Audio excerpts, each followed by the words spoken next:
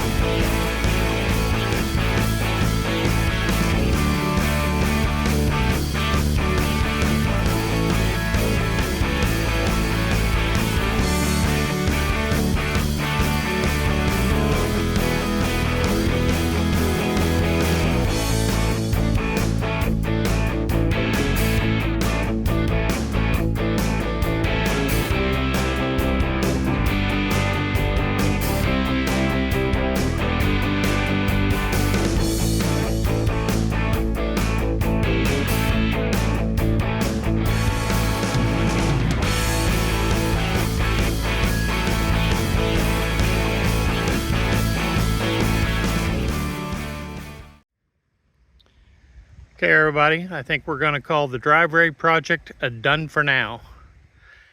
Got an underground drain installed, graded on both sides, several ton of gravel down. I think with a little hand raking and grass seed and the removal of the dirt piles I accumulated, it'll look pretty good. Please like, subscribe, and comment. Check out my friends' channels listed below. See you next time on Lone Wrench Garage. Thanks for watching.